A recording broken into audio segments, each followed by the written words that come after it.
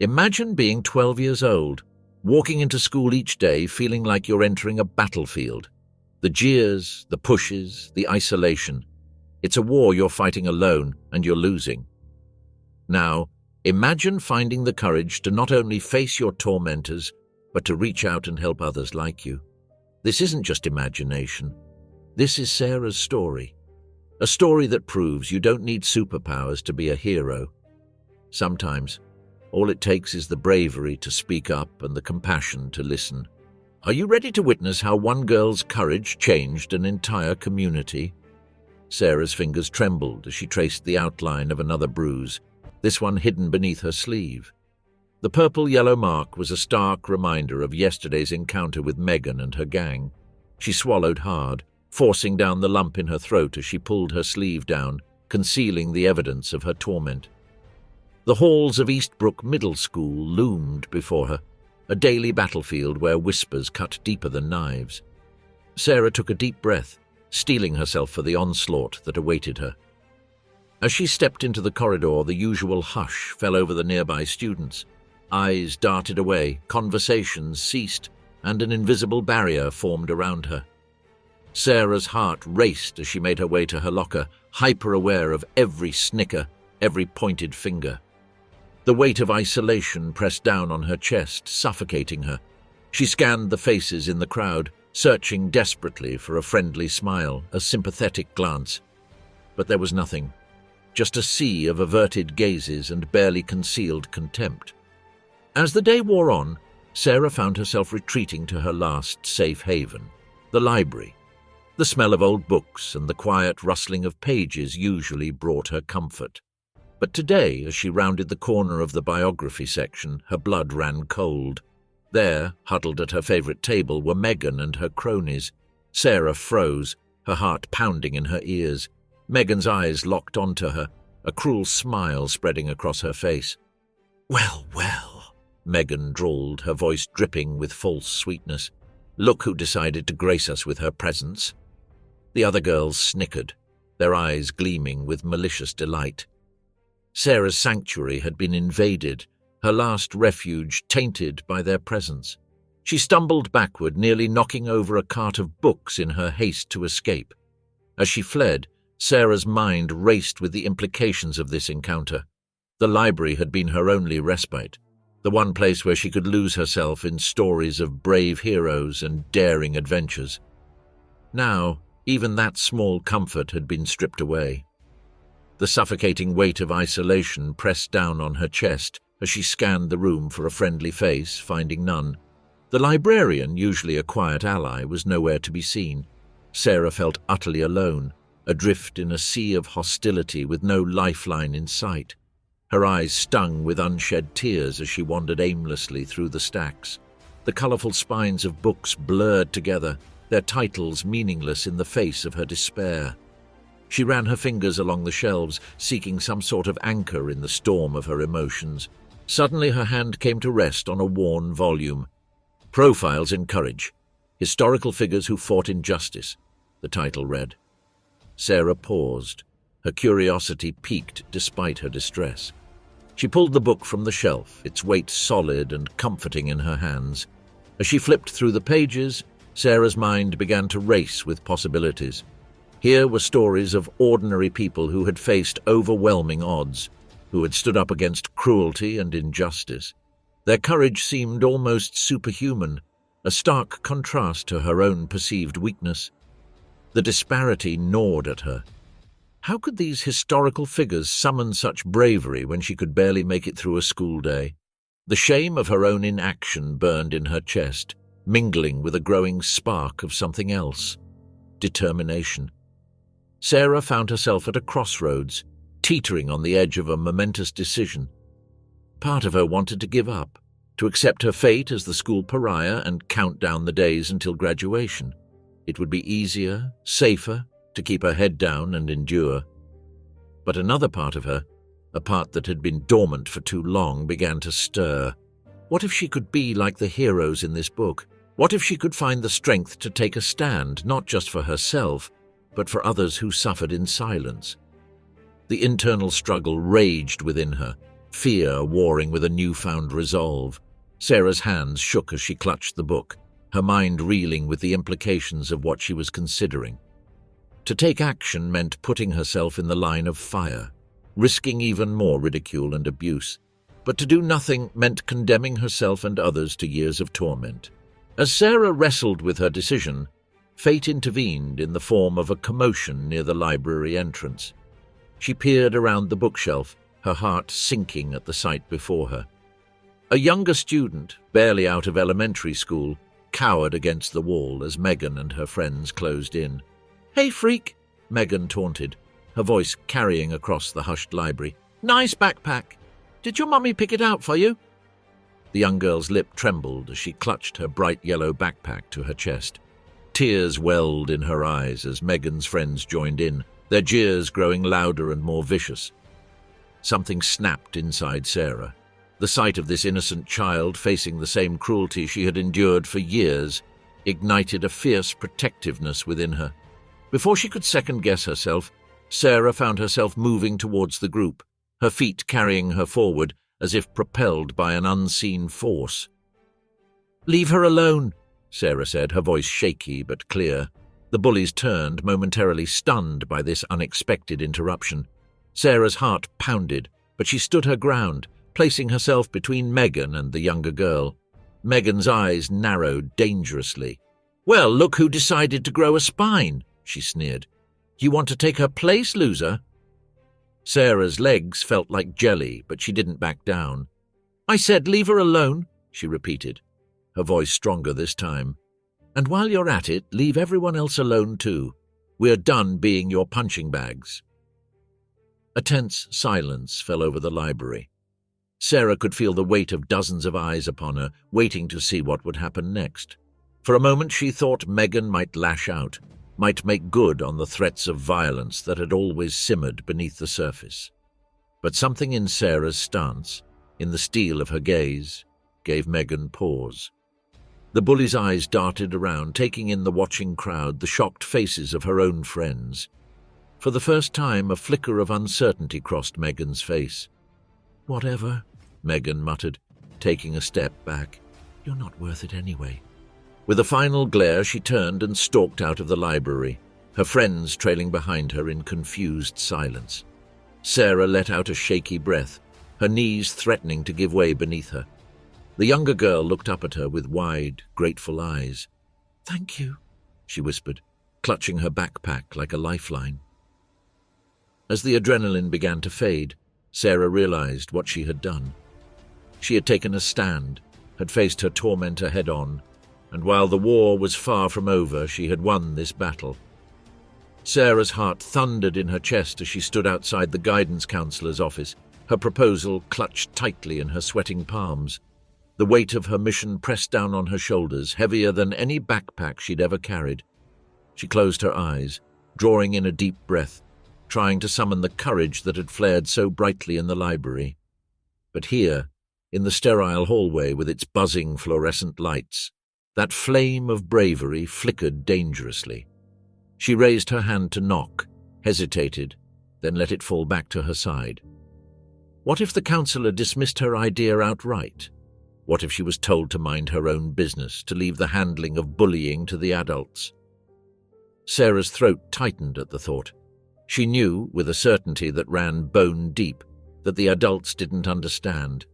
They couldn't see the silent battles fought in hallways and locker rooms, the wars waged with whispers and cold stares.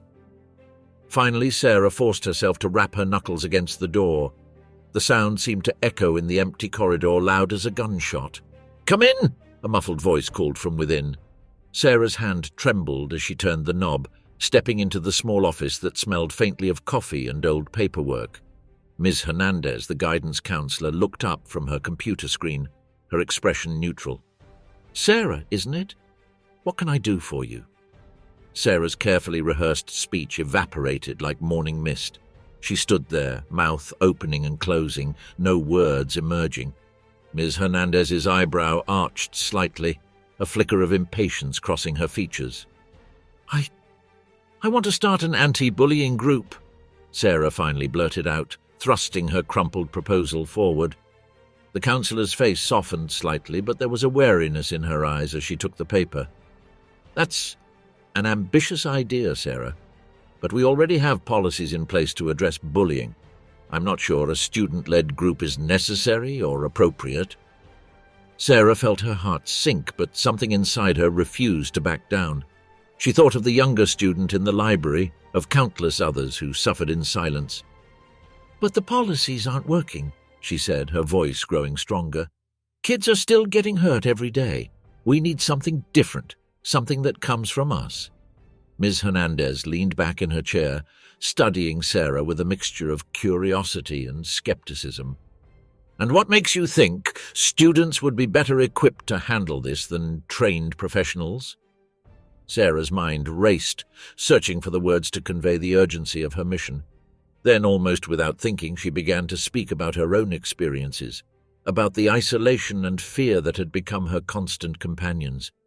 She spoke of the invisible wounds that adult eyes often missed, of the power dynamics that played out beyond the reach of official policies. As she talked, Sarah saw something shift in the counselor's expression. The professional mask slipped, revealing a flicker of genuine concern, perhaps even a hint of shame at having underestimated the depth of the problem.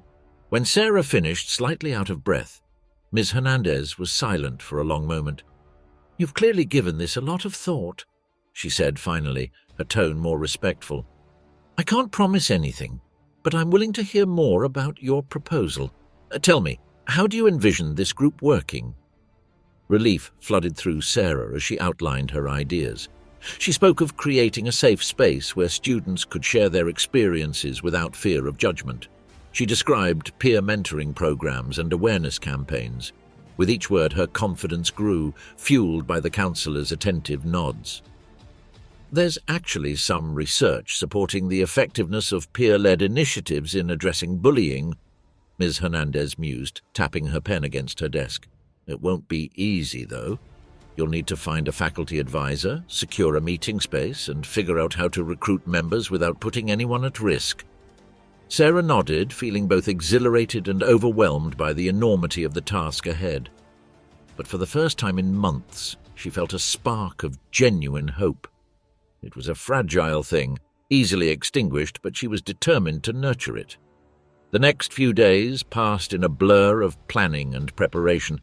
Sarah spent every spare moment working on her proposal, refining her ideas and researching successful anti-bullying initiatives. She approached Mrs. Goldstein, her English teacher, about serving as the group's faculty advisor. To her surprise and relief, Mrs. Goldstein agreed almost immediately, her eyes shining with a mixture of pride and concern. Finding a safe meeting space proved more challenging. The library was too public, classrooms too closely associated with authority figures. Finally, Mrs. Goldstein suggested the art room, tucked away in a quiet corner of the school. "It's a place where creativity and self-expression are encouraged," she said. "That feels right for what you're trying to do." With trembling hands, Sarah designed the flyers for the first meeting. Each word felt momentous, laden with the weight of hope and fear. She agonized over the wording, trying to strike a balance between welcoming and discreet. How could she reach those who needed help without exposing them to further ridicule?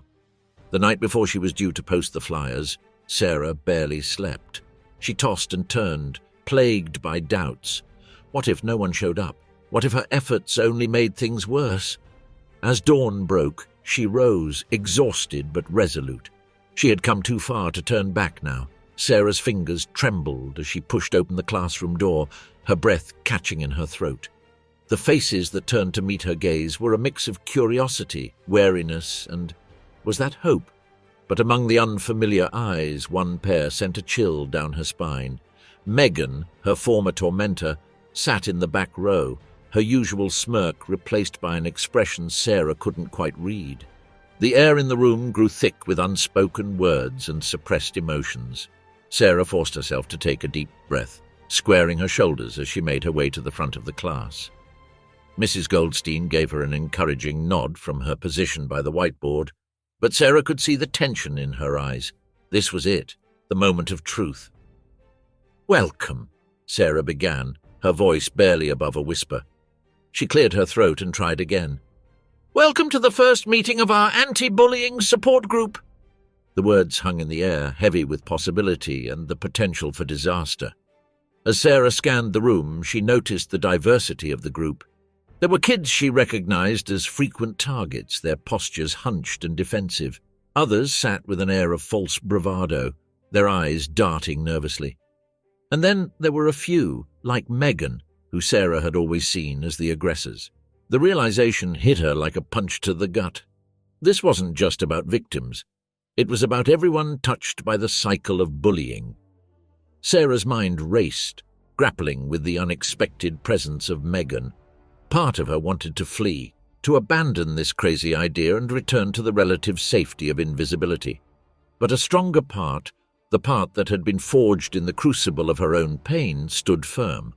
This was bigger than her personal fears. As the meeting progressed, Sarah found herself drawing on unexpected reserves of strength. She shared her own story, careful to avoid specifics that might single anyone out. Her voice grew steadier with each word, and she saw heads nodding in recognition. Slowly, hesitantly, others began to speak. A freshman boy described the isolation of being the new kid, his words striking a chord with many. A girl from Sarah's grade tearfully recounted years of subtle exclusion that had left her feeling worthless.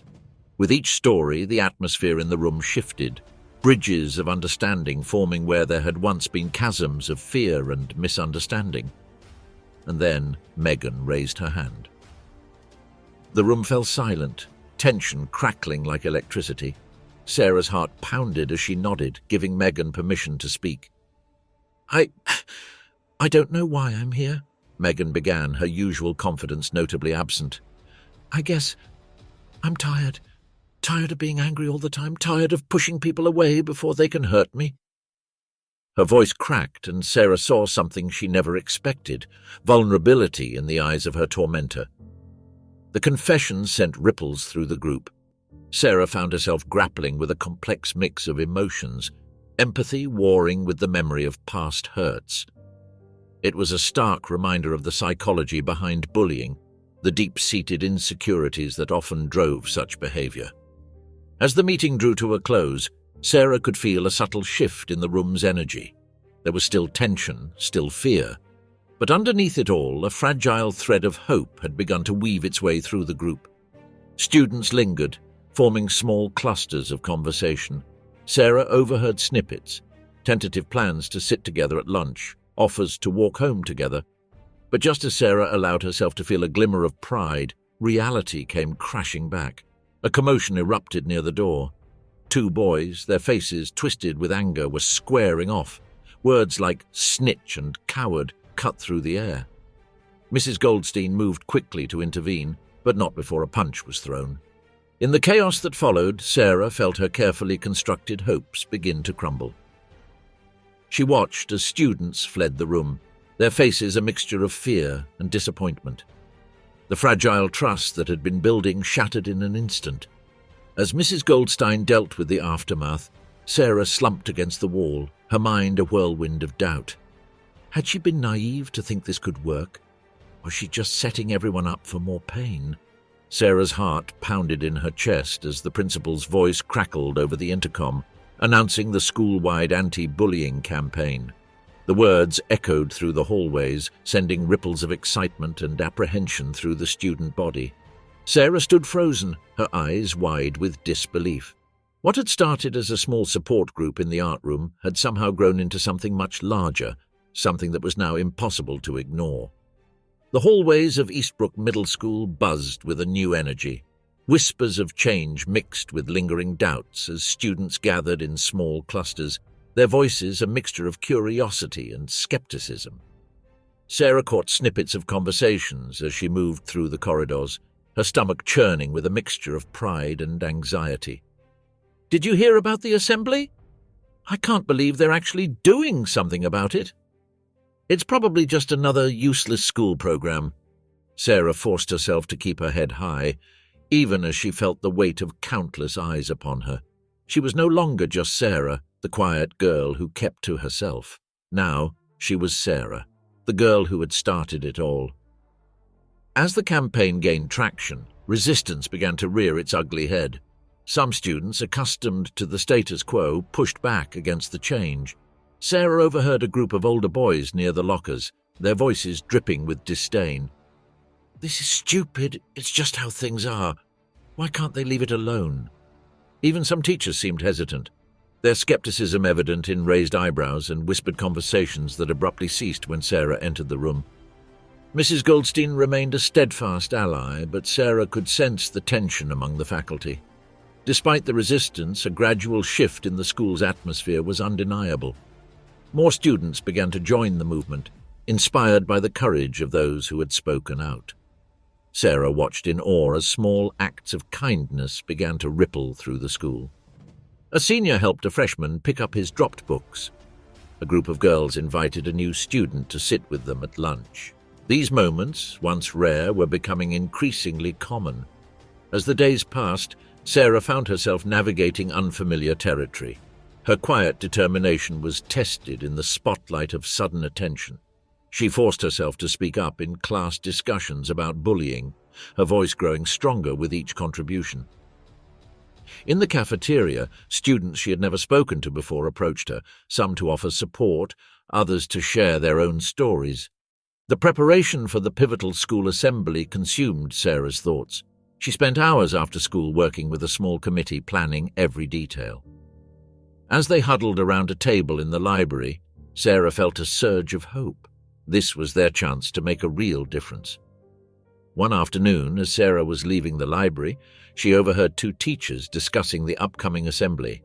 "I have to admit I was skeptical at first," Mr. Thompson, the math teacher, said. "But I've noticed a change in my classes. The kids seem kinder to each other." Ms. Rodriguez nodded in agreement. "I had a student come to me yesterday about a bullying situation. In all my years of teaching, that's never happened before. They're actually speaking up now." Sarah ducked her head, trying to hide the smile that spread across her face. The campaign was working, slowly but surely. As the day of the assembly approached, Sarah found herself standing before her bedroom mirror, rehearsing her speech. Each word carried the weight of her journey, from the frightened girl hiding in the library to the leader she had become. Her hands trembled slightly as she gripped the edges of her note cards, but her voice remained steady. "We've all felt alone," she practiced, her eyes meeting her reflection's gaze. "We've all been scared, but together we can create a school where no one has to feel that way again."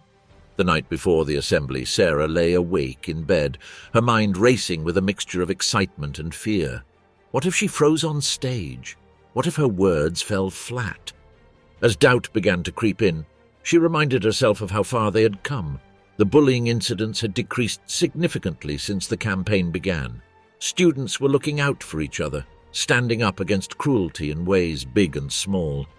Sarah closed her eyes, taking a deep breath. Tomorrow she would stand before the entire school and share her story. She would give voice to the pain and hope that had driven her to start this journey, and maybe, just maybe, her words would be the catalyst for even greater change. Sarah's fingers trembled as she clutched her note cards, each word etched with the weight of her journey. But as she stepped onto the stage, she realized that the true power of her message lay not in the words she had rehearsed, but in the unspoken truth that hung in the air. The auditorium fell silent. A sea of faces turned towards her, expectant and curious. Sarah's eyes scanned the crowd, catching glimpses of familiar faces, some who had once tormented her, others who had stood by her side.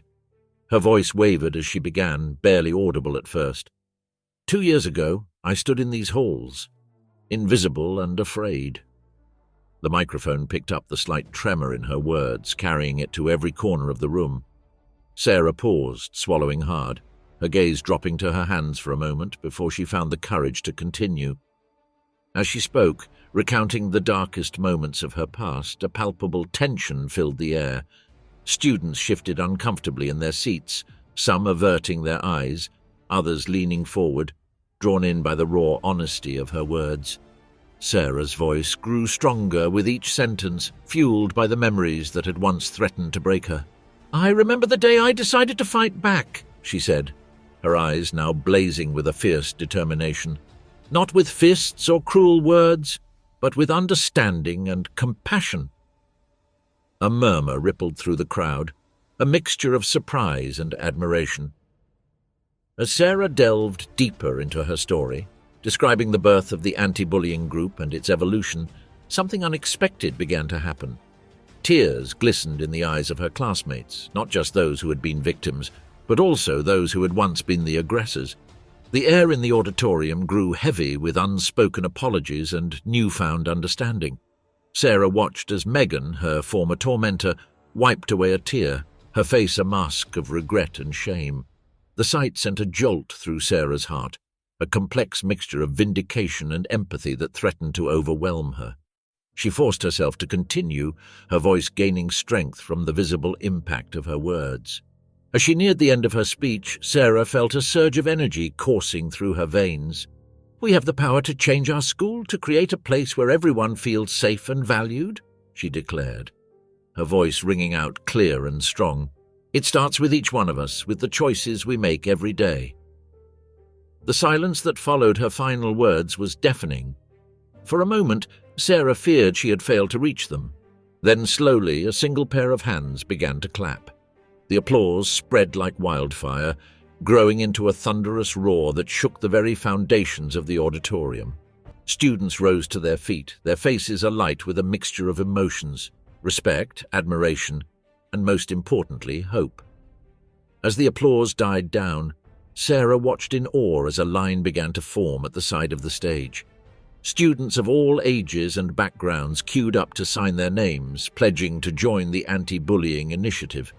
The sight of former bullies standing shoulder to shoulder with their past victims, united in a common cause, brought a lump to Sarah's throat. In the days that followed, the ripples of change spread far beyond the walls of Eastbrook Middle School. Sarah's phone buzzed constantly with messages and calls from neighboring schools, each eager to learn more about the initiative that had transformed their community. Local news stations picked up the story, broadcasting Sarah's journey to homes across the county. Sarah found herself fielding questions from reporters, her once shy demeanor replaced by a quiet confidence. "It's not about me," she insisted during one interview. "It's about the power we all have to make a difference." Her words resonated with viewers, sparking conversations in living rooms and classrooms alike. As the weeks passed, Sarah's mission grew beyond her wildest dreams. She received invitations to speak at other schools, sharing her story and the strategies that had proven so effective at Eastbrook. Each time she stood before a new audience, Sarah felt a mixture of nervousness and excitement, knowing that her words had the power to plant seeds of change. One crisp autumn morning, Sarah stood before the mirror in her bedroom, straightening her collar and taking a deep breath. Today, she would address the school board, presenting a proposal to implement the anti-bullying program district-wide. The journey that had begun in fear and isolation had led her here, to a place of strength and purpose she never could have imagined. Sarah stood at the edge of the school grounds, her eyes scanning the sea of faces streaming through the gates. The weight of her journey from victim to advocate settled on her shoulders, a mantle she now wore with quiet pride. As she watched, a nervous-looking girl with hunched shoulders caught her attention. Sarah's gaze softened, recognizing the familiar signs of anxiety she once wore like a second skin. The fabric of their community had been rewoven, thread by painstaking thread. Where once there were frayed edges of fear and isolation, now there was a tapestry of support and understanding. Sarah took a deep breath, tasting the crisp autumn air tinged with possibility. She stepped forward, her hand outstretched in greeting to the new student. In that moment, she embodied the very change she had fought so hard to create, a living testament to the power of compassion and perseverance.